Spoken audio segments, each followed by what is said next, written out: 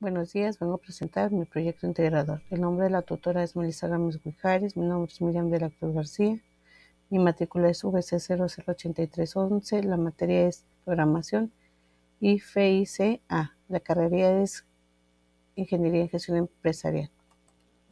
Define qué es una función. La función es una pequeña parte del código que se ejecuta al ser llamada una o varias veces por un programa principal. Existen dos tipos, que son las prefabricadas, que son las funciones que se encuentran ya definidas dentro de una biblioteca del compilador C o C++. Las funciones que ya se encuentran definidas dentro de una biblioteca del compilador C o C++. Y las otras son las definidas, y esas son aquellas que se construyen desde cero por el programador. Estas las escribe para solucionar tareas específicas que pueden ser utilizadas en el mismo programa durante su ejecución. ¿Cómo se realiza el paso de parámetros de una función? El paso de parámetros permite que las funciones reciban y utilicen datos, y la elección entre paso por valor y paso por referencia determina si las modificaciones realizadas dentro de la función afectan a los datos originales. Existen dos formas de parámetros. Uno que es el paso por valor. En este método se crea una copia del valor del argumento y se pasa a la función. Cualquier modificación que se realice al parámetro dentro de la función no afecta al valor original del argumento. Fuera de la función es como si la función trabajara con una copia local del valor. El paso 2 por referencia. En este método se pasa la dirección de memoria del argumento a la función. Cualquier modificación que se realice al parámetro dentro de la función afecta directamente al valor original. De acuerdo al argumento fuera de la función, es como si la función trabajara directamente con la variable original. Un ejemplo sería el programa C++, que es un sistema binario decimal. ¿Qué es recursividad y en qué casos consideras que se puede utilizar? Menciona al menos dos casos. La recursividad es una técnica de programación en la que la función se llama a sí misma para resolver un problema, en lugar de utilizar bucles interactivos. La recursividad divide un problema complejo en subproblemas más pequeños y similares hasta llegar a un caso base que se pueda resolver directamente. El ejemplo 1 sería el cálculo factorial de un número. El factorial de un número n se define como el producto de los enteros positivos desde 1 hasta n.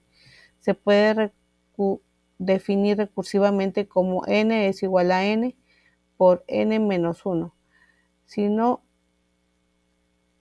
0, 1. Ese problema se divide en subproblemas más pequeños donde se multiplica el número actual por el factorial del número anterior hasta llegar a la base 0. El ejemplo 2 sería un recorrido de un árbol binario. Un árbol binario es una estructura de datos recursiva donde cada nodo puede tener como máximo dos hijos, izquierdo y derecho. El recorrido en profundidad de un árbol binario se puede realizar de forma recursiva visitando primero el nodal actual, luego el subárbol izquierdo y finalmente el subárbol derecho, o en otro orden, según el tipo de recorrido. Este problema se divide en subproblemas donde se recorre cada subárbol de forma recursiva hasta llegar a las hojas del árbol. ¿Qué tipo de ordenamiento utilizarías para resolver el siguiente caso práctico? Justifica tu respuesta. Melissa trabaja en el departamento de recursos humanos de una empresa de telecomunicaciones. Un día el director de la empresa le solicita una lista completa de los empleados para identificar la antigüedad de cada uno de ellos, para ver la posibilidad de un aumento.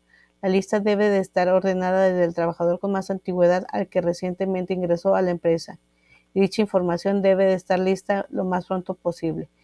Primero tendremos que analizar diferentes opciones y ver cuál es la más viable para que se acople a las necesidades. Puede ser el programa MakerShop. Este es un algoritmo de ordenamiento robusto y eficiente que garantiza un rendimiento predecible, especialmente útil cuando se trabaja con grandes conjuntos de datos y cuando la estabilidad del ordenamiento es importante. El Quickshort es un algoritmo de ordenamiento muy eficiente en la práctica, pero su rendimiento puede variar dependiendo de la elección del pivote. El HipShop es un algoritmo de ordenamiento eficiente y confiable que ofrece un rendimiento consistente. Es particularmente útil cuando la memoria es una preocupación y no se requiere una estabilidad. El Merge Shop es un ordenamiento por mezcla. Los pros que tiene esta es que es estable, ya que mantiene el orden relativo de los elementos iguales. El rendimiento consistente garantiza una complejidad temporal del ON. En todos los casos, mejor promedio y peor, adecuando para más listas enlazadas, funciona eficientemente en estructuras de datos de listas enlazadas, es eficaz para grandes conjuntos de datos, particularmente útil para el ordenamiento externo cuando los datos no caben en la memoria. Tendremos que considerar el tamaño de la lista, si la lista de los empleados es relativamente pequeña. Los algoritmos más simples como el ordenamiento por inserción puede ser suficiente. Sin embargo, para una empresa grande es mejor optar por algoritmos más eficientes. La estabilidad es importante, mantener el orden relativo de los empleados con la misma antigüedad. Entonces, Merge Shop es la mejor opción. Los recursos disponibles, en dado caso que la memoria sea una limitación, el Shop podría ser una alternativa viable. La recomendación sería, dadas las necesidades de Melissa por la rapidez y posible gran tamaño de la lista, Merge Shop sería probablemente la mejor opción, ya que tiene eficiencia y estabilidad, lo hace ideal para este caso.